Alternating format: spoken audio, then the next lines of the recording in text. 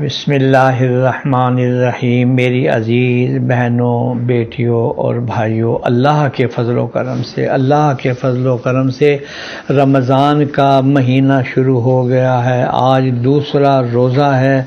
اللہ جل شانہ نے سعادت نصیب فرمائی ہے۔ میں روزے کے بارے میں آپ کو احادیث سنا رہا ہوں۔ آج میں یہ روایت سناتا ہوں کہ نبی کریم سرور دو عالم صلی اللہ علیہ وسلم نے فرمایا، یہ بخاری اور مسلم شریف کی روایت ہے کہ جب رمضان شروع ہوتا ہے تو آسمان کے دروازے کھولے جاتے ہیں، اور ایک روایت میں یہ الفاظ ہیں کہ جنت کے دروازے کھولے جاتے ہیں اور دوزخ کے دروازے بند کر دیے جاتے ہیں اور شیطان کو قید کیا جاتا ہے، اور ایک روایت میں ہے کہ رحمت کے دروازے کھولے جاتے ہیں۔ اللہ اکبر! کس قدر اللہ جل شانہ نے ہمیں نعمتوں کا مہینہ اللہ نے عطا فرمایا ہے۔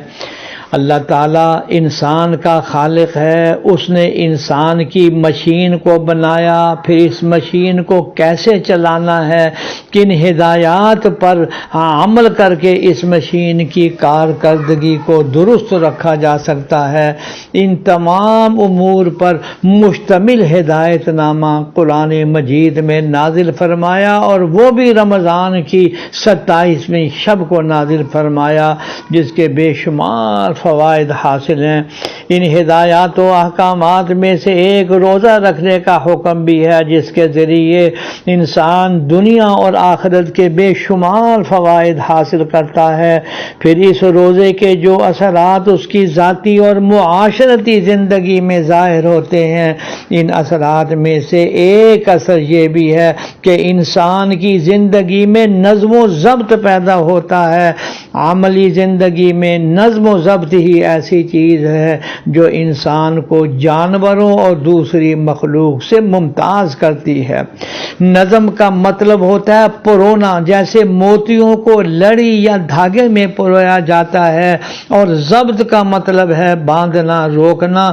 لہذا نظم و ضبط کا مفہوم یہ ہوا کہ انسانی زندگی میں ترتیب ہو، اور ایسی ترتیب ہو جو بکھری ہوئی نہ ہو بلکہ بندھی ہوئی ہو۔ آسان الفاظ میں نظم و ضبط کا مفہوم یہ ہو سکتا ہے کہ زندگی کے ہر عمل کو ترتیب کے ساتھ اس کے اصولوں کے مطابق گزارنا۔ کسی بھی معاشرے میں نظم و ضبط برقرار رکھنے کے لیے اعلیٰ ترین اخلاقی قدروں کی بہت ضرورت ہوتی ہے۔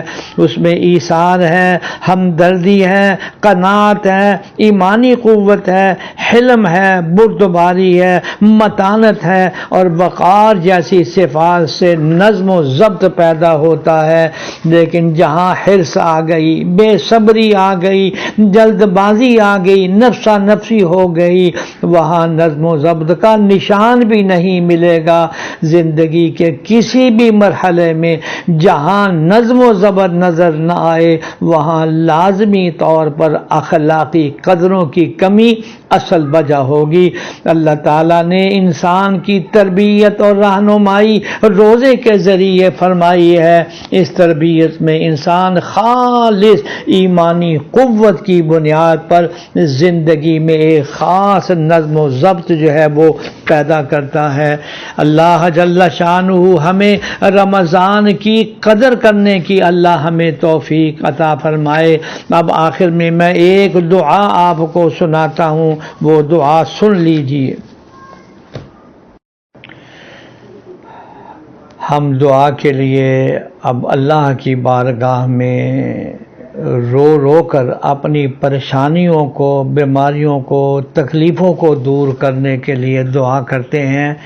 میں ایک عظیم دعا آج پڑھتا ہوں، آپ اس پر آمین بھی کہیں، اور پھر اس دعا کو اپنی زندگی کا حصہ بنائیں۔ یہ بخاری شریف اور مسلم شریف کے اندر یہ دعا آئی ہے۔ کلمات یہ ہیں: اللہم انی اعوذ بک من الہم والحزن والعجز والکسل والجبن والبخل وضلع الدین وغلبۃ الرجال۔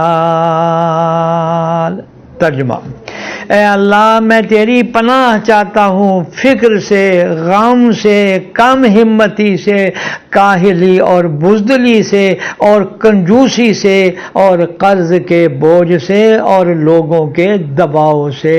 آپ دیکھ لیں ان 8 چیزوں کا سبق دیا اس دعا میں اللہ جل شانہ۔ یہ دعا ہم سب کے حق میں قبول فرمائے، آمین یا رب العالمین۔ درس قرآن.com www.درسقرآن.com